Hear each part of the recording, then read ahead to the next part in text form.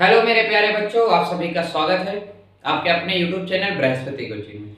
दोस्तों, इस वीडियो में हम लोग एक महत्वपूर्ण टॉपिक की शुरुआत कर रहे हैं और देखने वाले हैं, जो है हमारा टेरिडोफाइटा के लक्षण। ठीक है, ये क्लास 11th में है, 9th में तो पहले था, अभी का पता नहीं, और बीएससी में भी है। ठीक है, तो हम लोग इसे टेरिडोफाइटा के लक्षण देखने वाले हैं कि आखिरकार टेरिडोफाइटा में क्या क्या लक्षण पाए जाते हैं। ठीक है, जैसे आपने देखो, एक चीज ध्यान रखिएगा, जो थैलोफाइटा है उससे ज्यादा विकसित क्या है? ब्रायोफाइटा। ब्रायोफाइटा से ज्यादा विकसित क्या है?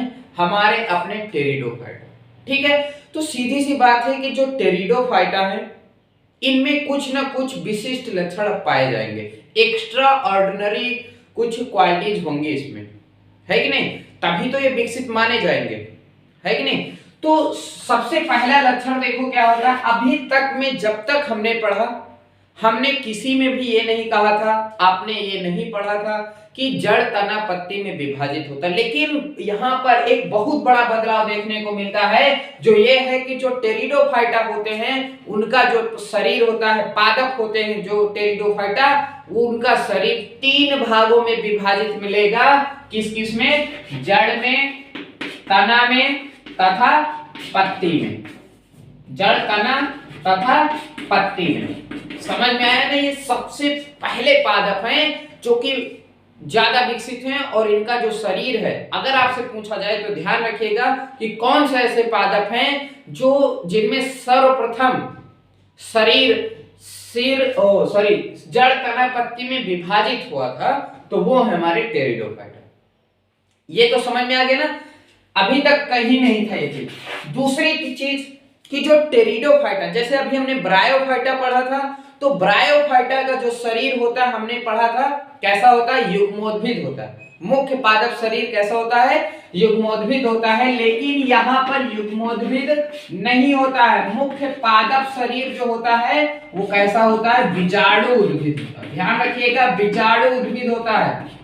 ठीक है, आप दोनों में अंतर भी इसी तरीके से कर सकते हैं कि अगर आपसे मान लो कभी कोई पूछ ले कि ब्रायोफाइटा और टेरिडोफाइटा में क्या अंतर है, तब आप बता सकते हैं कि भैया देखो, जो ब्रायोफाइटा है उनमें जड़, तना, पत्ती में विभाजित नहीं होता है पौधा, लेकिन इनमें विभाजित होता है। वो युग्मोद्भिद होते हैं, मुख्य पादप शरीर उनका, और इनका क्या होता है? बीजाणुद्भिद होता है। तो दो चीज आपके क्लियर हो गए ना कि जड़, तना, पत्ती, और दूसरा मुख्य पादप शरीर कैसा होता है? बीजाणुद्भिद होता है।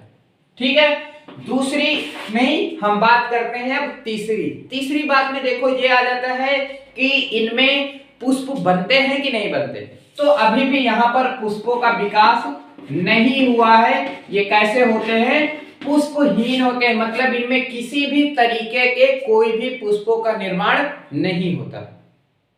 समझ में आ रहा है ना? जैसे जो हम सरसों का फूल देखते हैं, तो ये टेरिडोफाइटा थोड़ी है, ये आवृत्त बीजी पौधों में आते हैं। तो यहाँ पर किसी भी तरीके का कोई पुष्प देखने को नहीं मिलता है। ठीक है, ये चीज क्लियर हो गया।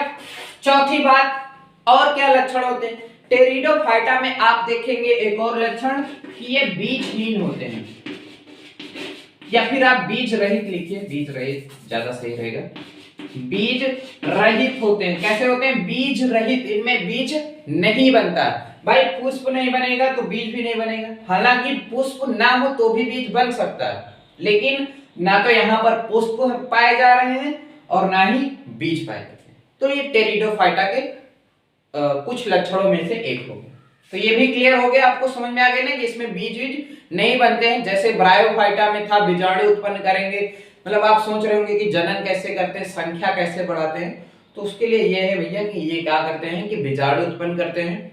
ठीक है, स्पोर, उन्हीं से अपना संख्या बढ़ाते हैं, जनन करते हैं। ठीक है, अगले लक्षण की बात करें तो एक प्रमुख लक्षण जो कि टेरिडोफाइटा को अलग करता है, एक विशिष्ट पहचान दिलाता है, वो ये है कि इसमें संवहन बंडल पाया जाता है। संवहन बंडल, ध्यान रखिएगा, बहुत ही इंपॉर्टेंट टॉपिक है ये कि इनमें संवहन बंडल पाया जाता है। संवहन बंडल में जाइलम फ्लोएम मिलते हैं इसमें। ठीक है, जाइलम फ्लोएम पाए जाते हैं। जाइलम फ्लोएम क्या होते हैं? पाए जाते हैं। जाइलम और फ्लोएम दोनों पाए जाते हैं। अभी तक आपने थैलोफाइटा पढ़ा, ब्रायोफाइटा पढ़ा, किसी में भी ये लक्षण नहीं था। पहली बार पौधों में एक ऐसे लक्षण विकसित हुए जो संवहन बंडल था, संवहन बंडल पाए जाने के लक्षण थे, और इन लक्षणों में जाइलम फ्लोएम इसमें विकसित हो गए। आपको जानकारी के लिए बताते चले कि जो जाइलम होता है, फ्लोएम होता है, उसका कार्य क्या होता है। कई बार होता है, पूछ लिया जाता है, तो इसलिए ये जरूरी होता है। जाइलम देखो, जो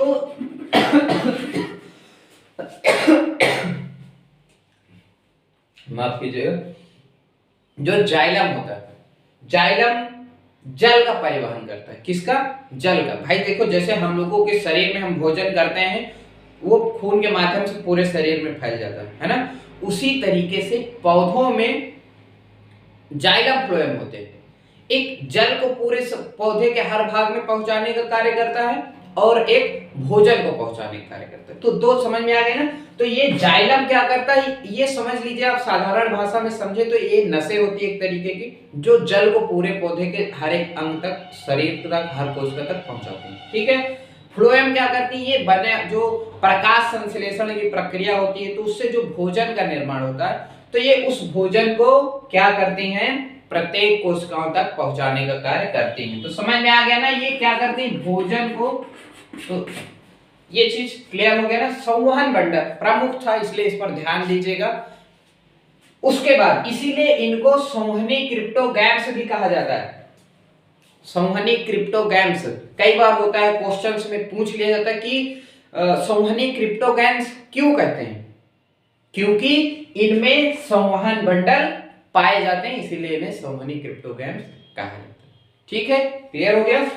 अगला लक्षण देखते हैं, उसके बाद है इसमें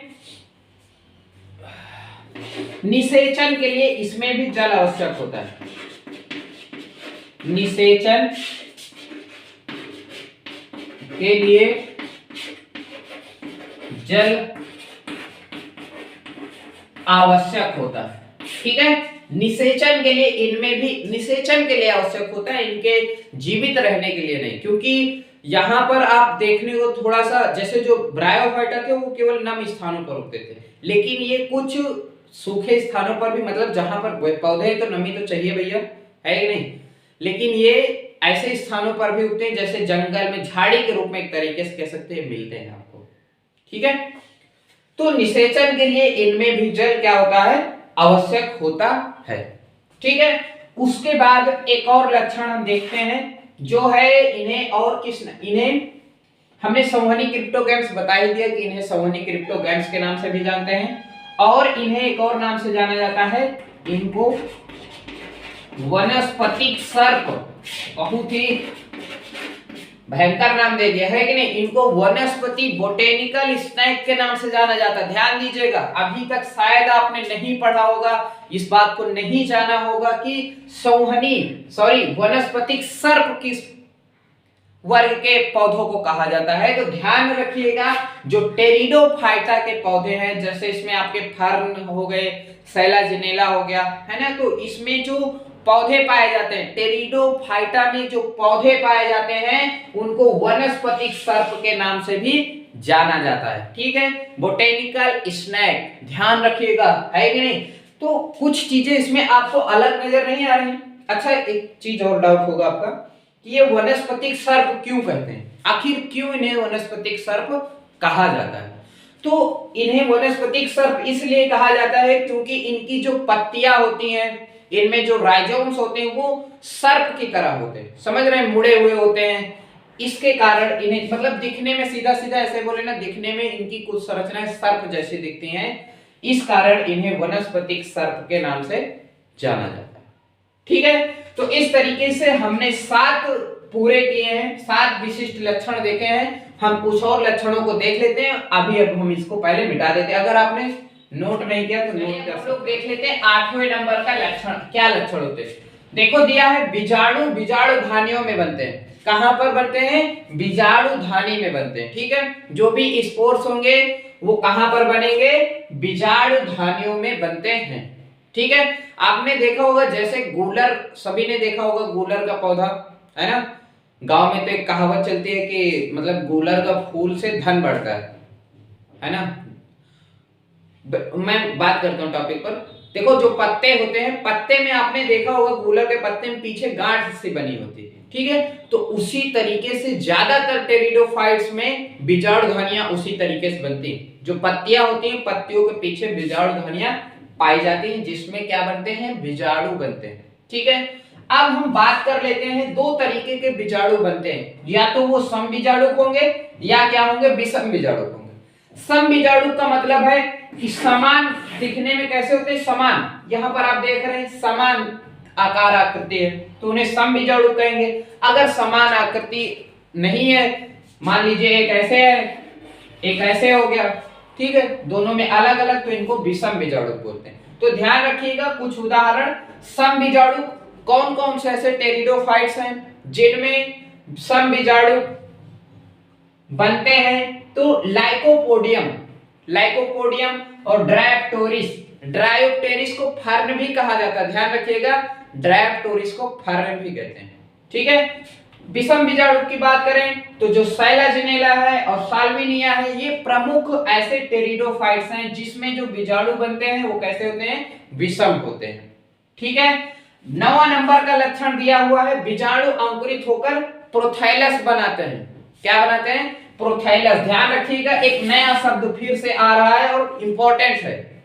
नए शब्द इंपॉर्टेंट होते हैं कि नहीं, जैसे आपके लिए नया साल इंपॉर्टेंट है, उसी तरीके से नए शब्द भी क्या होते हैं, इंपॉर्टेंट होते हैं। तो आप प्रोथाइलस को समझिए। प्रोथाइलस देखिए क्या होता है, मैं थोड़ा सा बताता हूँ, बाकी अभी फिर से आएगा, मैं उसमें इस बात को क्लियर करूंगा। फिर भी अभी इतना जानिए, जैसे जो बीजाणु होते हैं ना, बीजाणु मान लीजिए कि कहीं पर अंकुरित हुए, अंकुरित होकर के शुरुआत की अवस्था में, प्रारंभिक अवस्था में एक हृदय की जैसी संरचना बनाते हैं। कैसे, हृदय जैसी संरचना बनाते हैं, ऐसे ऐसे थोड़ा सा, ठीक है।